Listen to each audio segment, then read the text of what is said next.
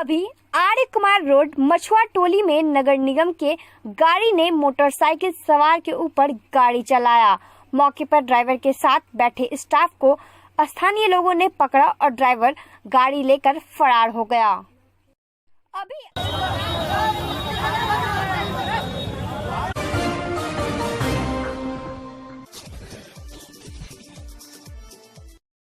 कांग्रेस प्रदेश कार्यालय में शक्ति सिंह गोहिल द्वारा प्रेस वार्ता का आयोजन किया गया। कांग्रेस पार्टी में 3 दिनों से चल रही है समीक्षा बैठक।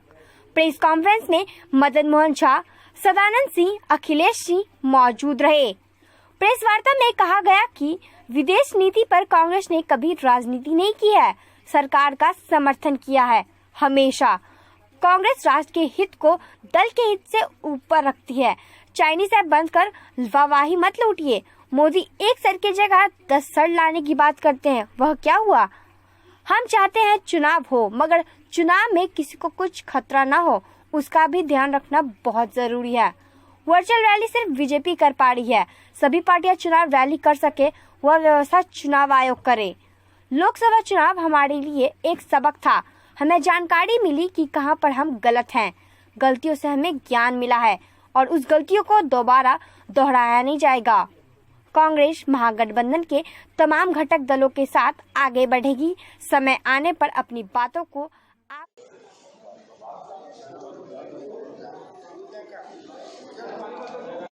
उनका मैं दिल से अभिवादन करता हूँ। विदेश नीति पे कांग्रेस ने कभी राजनीति नहीं की है। हमने हर वक्त, चाहे आतंकवाद हो, राष्ट्र का हित हो, विदेश नीति हो, उसमें हमने सरकार विरोधी दल की भी हो तो उसको हमने पूरा समर्थन दिया है। ये हमारा इतिहास रहा है। चाहे कारगिल का युद्ध हो, चाहे रघुनाथ मंदिर, अक्षरधाम, पार्लियामेंट, लाल किला पे आतंकवादियों का हमला हो, या भाजपा की अगुवाई वाली सरकार आतंकवादियों को गांधार भी छोड़ने गई, हमने राष्ट्र के हित को दल के हित से ऊपर रखा है। हम मांग करते हैं कि मोदी जी, आप चाइना को लाल आंख दिखाइए। मेरे बिहार के जो जवान शहीद हुए हैं, उनकी शहादत का बदला लीजिए। हम कंधे से कंधा मिलाकर आपके साथ हैं। आप मत घबराइए। आप तो चाइना का नाम तक नहीं लेते हो मन की बात में, ये क्यों डरना है? और क्या मेरा बिहार का जवान शहीद हुआ, उनकी शहादत के सामने तुम टिकटॉक एक ऐप चाइना की बंद करके वाहवाही कर लोगे कि मैंने बदला ले लिया?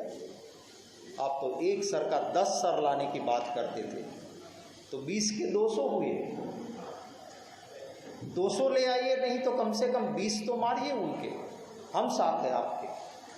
हम मांग करते हैं कि बिहार रेजिमेंट के जवानों की शहादत में जो उसने आवाज़ उठाई तो उसका मर्डर हो गया। कांग्रेस में इंटरनल डेमोक्रेसी है, तो इंटरनल डेमोक्रेसी में सब अपनी बात करते हैं, उसमें दिक्कत क्या है?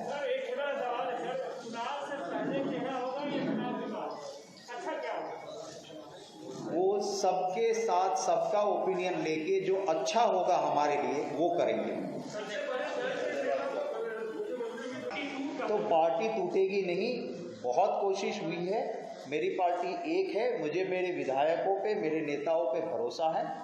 और जो गया है उधर, वो आज पछता रहा है। जो गया भी है वो, यहाँ हीरो थे कांग्रेस में, वहाँ जाके ज़ीरो हुए हैं। हमारे वहाँ बाहर पहली लाइन में यहाँ बैठते थे, अब वो कहाँ बैठते हैं आप जानते हो। मैं किसी का नाम नहीं लेना चाहूँगा। एक कुछ न कुछ ज्ञान प्राप्त होता है। लोकसभा चुनाव में हमें ये भी ज्ञान प्राप्त हुआ है कि हमारी स्ट्रेंथ क्या है। हमें ये भी ज्ञान प्राप्त हुआ है कि हमारी कमज़ोरी क्या है और हम गलत कहाँ थे, हमारी चूक कहाँ हुई थी। उन गलतियों को हम नहीं दोहराएंगे और हमारी स्ट्रेंथ जहाँ पे है उसको मजबूत करने का काम ज़रूर। आपकी बात सही है कि लोकसभा चुनाव से मुझे खुद भी ये ज्ञान की भूमि से काफ़ी ज्ञान मिला है और इस बार उस ज्ञान का मैं प्रयोग करूँगा। नेता ने क्या कहा वो मेरे और मेरे नेता के बीच की बात है। आपके पास हाफ इंफॉर्मेशन है, फुल इंफॉर्मेशन नहीं। ये मुझे कहा है और मेरे नेता का आदेश मेरे लिए होता है, उसका पालन होगा। वो उन्होंने जो मुझे कहा है उस हिसाब से होगा। बात जो कितनी सीटों पे हम लड़ेंगे वो जब तक फाइनल नहीं होगा आपसे साझा नहीं करेंगे। महागठबंधन के पास सारी सीटों पे उम्मीदवार हैं। कांग्रेस के तभी अलग से करेंगे हम जब हमारी सीट हम फाइनल करेंगे। सबसे छोटे दल का प्रधानमंत्री बने थे, पर यहाँ पर कोई गड़बड़ नहीं है। हमारा और आरजेडी का बहुत पुराना लंबा इतिहास रहा है। कोई छुटमुट बात होगी।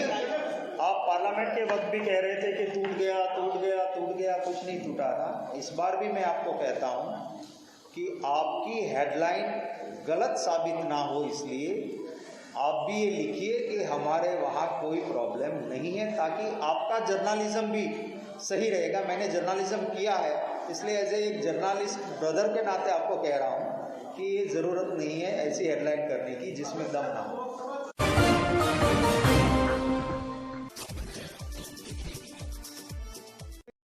मंगल पांडे ने कहा कि प्रॉपर तरीके से सारा कुछ चल रहा है। उसी अस्पताल से कई सौ लोग स्वस्थ होकर गए। जहां तक किसी के दुखद मृत्यु की बात है और आगे के संस्कार की बात है, उसके लिए प्रोटोकॉल बना हुआ है कि कोविड पेशेंट को अंत्येष्टि करनी है तो डेथ होने के बाद किस प्रकार से बॉडी बाग में डालना है, किस प्रकार से कैरी करना है, किस तरीके से घाट तक ले जाना है, किस तरीके से जिला प्रशासन को सूचना देनी है। मैं जो कह रहा हूँ बात को आप कृपया इधर उधर नहीं करें, बहुत गंभीर विषय है। मैंने अधीक्षक से पूछा कि ऐसी सूचना मुझे मिली है कि कोई डेड बॉडी 2 दिनों तक रखा हुआ था क्या? अधीक्षक ने कहा नहीं, ये गलत समाचार। ये गलत समाचार है, मतलब पुराना वीडियो है। डेथ होती है तो उसके बाद उसके परिवार को सूचना देना, जिला प्रशासन को सूचना देना, पटना जिला प्रशासन और जिस जिले का वो पेशेंट है, फिर उसके बाद उसके डेड बॉडी को कुछ मेडिकली सैनिटाइज, ये सारी चीज़ करने पड़ते हैं जो डॉक्टर ज़्यादा बढ़िया से बताएंगे, लेकिन एक कोई प्रक्रिया होती है। फिर उनको बॉडी बैग देना होता है। फिर जो उनको लेके आगे जाता है, जो मोर्चरी वैन होता है, वो उसमें स्टाफ्स अलग प्रकार के होते हैं और उसमें जो वो स्टाफ्स होते हैं उनको भी पूरा पीपी किट वगैरह कवर करके हम लोग देते हैं। फिर आगे तक की सारी व्यवस्थाओं में सावधानी बरतनी होती है। तो ये जो डेड बॉडी क्लेम किया जा रहा है 2 दिन पुराना नहीं है, कितने घंटे पुराना है? ये आप एक बार अधीक्षक से मैंने बड़ी साफ तौर पे पूछा था, तो उन्होंने इस बात को कहा कि ये बिल्कुल गलत समाचार है। गलत समाचार। आगे के संस्कार की बात है तो उसके लिए एक प्रोटोकॉल बना हुआ है कि कोविड पेशेंट को अंत्येष्टि करनी है तो डेथ होने के बाद वो उसको किस प्रकार से बॉडी बैग में डालना है, किस प्रकार से उसको कैरी करना है, किस प्रकार से घाट तक ले जाना है, परिवार के लोगों को भी कितनी हिदायत बरतवानी है, जिला प्रशासन को सूचना देना है। तो ये सारा प्रोटोकॉल का पालन करता है हमारा जो अस्पताल प्रशासन होता है। ये वीडियो जो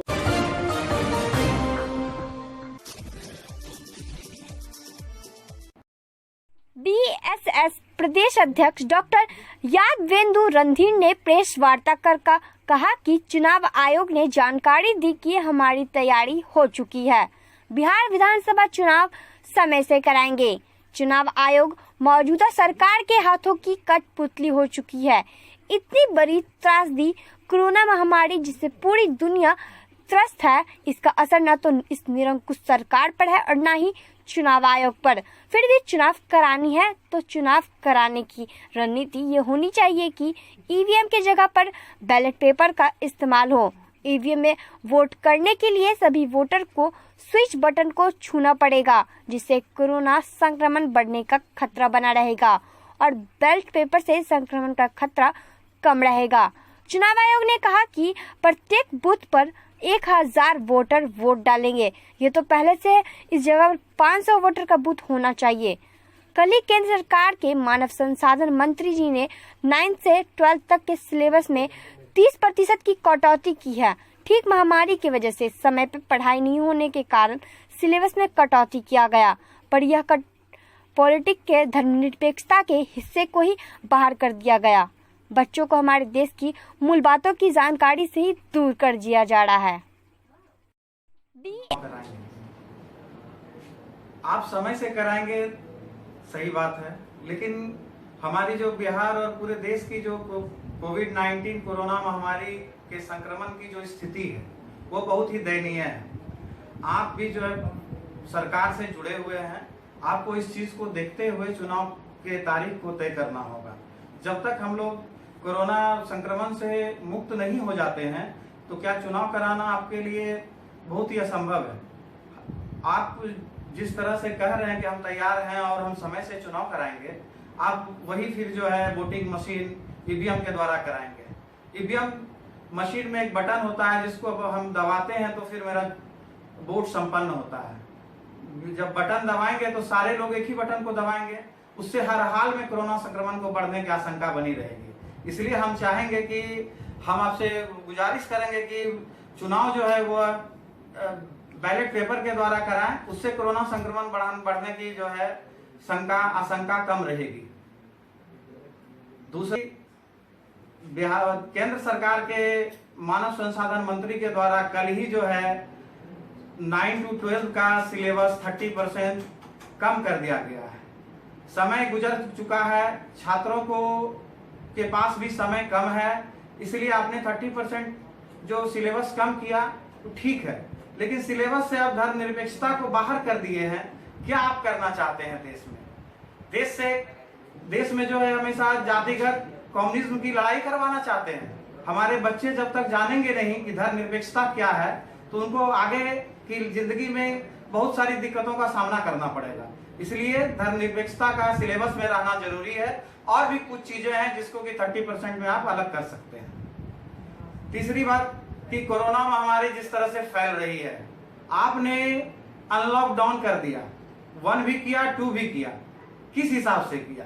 हमारे यहाँ कोरोना महामारी की संख्या कम हो गई थी, कोरोना के बीमारी की संख्या कम हो गई थी, आपने इस पे सफलता पा ली थी। अभी तक पूरे देश में क्या पूरे दुनिया में कोई भी वैक्सीन नहीं हुआ जो कि कोरोना को खत्म कर सकता है। रही बात अपनी सुरक्षा की, तो खुद लोग कर रहे हैं, खुद समझ रहे हैं। और आपने जब अनलॉकडाउन 1 किया, उसी समय से कोरोना संक्रमण बीमारों की संख्या बढ़ने लगी। और जब 2 आया तो आज ये इतनी भयावह स्थिति हो गई है कि इसको पूरा दुनिया देख रहा है, पूरा देश देख रहा है। देश दुनिया के 3रे नंबर पे आ चुका है, रसिया को भी पीछे छोड़ चुका है, और आप लोग इस पे कुछ ध्यान ही नहीं दे रहे हैं। आज आपको क्यों फिर से लॉकडाउन करना पड़ा? इस चीज को देखेंगे। आप हमेशा जो है जनता के साथ खिलवाड़ कर रहे हैं। जनता आपके हिसाब से चलती है, आप अपने हिसाब से जनता को चलाना चाह रहे हैं, जनता को मारना चाह रहे हैं, आप और कुछ नहीं करना चाह रहे हैं। हम यहाँ के मुंगेर के लोगों से गुजारिश करेंगे कि वो अपनी सुरक्षा के लिए मास्क का इस्तेमाल अवश्य करें। हमारे आसपास के जिलों में लॉकडाउन लग गया है, हमारे डीएम साहब को, हमारे जिलाधिकारी महोदय को कुछ दिख नहीं रहा है, उनको भी लॉकडाउन बहुत जल्द से जल्द लगाना चाहिए। क्यों नहीं लगा पा रहे हैं? प्रतिदिन 30-40 कोरोना पॉजिटिव की संख्या बढ़ रही है, फिर भी इनके ध्यान में कुछ नहीं है। जैसा कि डीएसएस के प्रदेश अध्यक्ष हैं और 2020 में विधानसभा चुनाव भी है, तो क्या डीएसएस की तरफ से भी चुनाव लड़ा जाएगा या फिर आरजेडी की तरफ से मिलकर? डीएसएस आरजेडी का गैर राजनीतिक संस्थान है। डीएसएस जैसे अभी हम शिक्षा में धर्मनिरपेक्षता की बात मैंने कही, इसको हटा दिया गया है। डीएसएस हमेशा धर्मनिरपेक्षता की बात करता है। डीएसएस का ऐसे पूरा जो नाम है वो है धर्मनिरपेक्ष सेवक संघ। हिंदू, मुस्लिम, सिख, ईसाई हम सब मिलके हैं भाई भाई। तो हमको धर्मनिरपेक्षता को साथ लेके चलना है। डीएसएस के सारे कार्यकर्ता आरजेडी के चुनाव में खड़े रहते हैं, उनके सारे कार्यों को करते हैं। और डीएसएस को मौका मिला, पिछले विधानसभा में भी 2 डीएसएस के कार्यकर्ताओं को टिकट दिया गया और वो विजयी हुए। पहला खगड़िया के अलौली विधानसभा का चंदन राम है, दूसरा काराकाट विधानसभा के संजय यादव जी हैं। ये दोनों व्यक्ति डीएसएस के ही कार्यकर्ता थे। पूरा परिचय। डॉक्टर यादवेंदु रणधीर, प्रदेश अध्यक्ष CDSS।